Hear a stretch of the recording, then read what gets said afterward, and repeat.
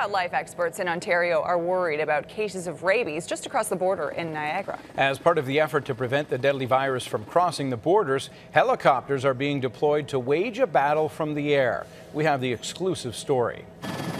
Northeast for Niagara on the lake.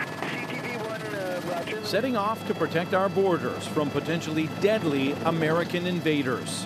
Niagara 3, south of Marineland and the Welland River.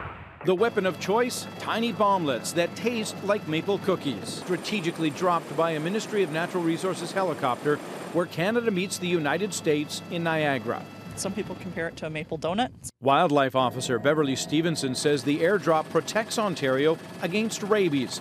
The packets are filled with a powerful vaccine because rabies is more dangerous to humans than Ebola. It's a deadly disease, so once someone is exposed to the disease, if they don't seek medical treatment, they can't. If they start to exhibit symptoms, they will die of rabies.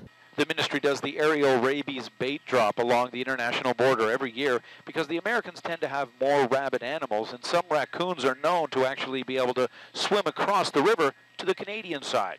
Raccoons are awesome swimmers. They can swim out from island to island and hop across the border without any difficulty at all. Even in a fairly strong current river they're good swimmers. We fly carefully to avoid houses, playgrounds, campsites, and cemeteries. 75,000 baits will be dropped here, another 25,000 in Cornwall, Ontario. We're trying to create a buffer of vaccinated wildlife in that area so it stops raccoon rabies from spreading from New York into Ontario. Rabies has been detected on the American side, not far from this drop zone. In this province, human cases of rabies are rare. Before we started the baiting in Ontario in 1989, we averaged about 1,500 cases per year, and we haven't had a case of rabies in southern Ontario in 2 years, except in bats.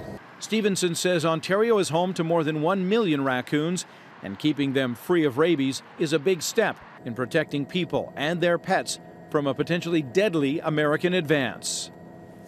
Now, rabies can spread just from a simple scratch. That's why it's so dangerous if your pets get the disease. The biggest concern right now is with bats. Ontario sees about 25 cases of bat rabies every single year.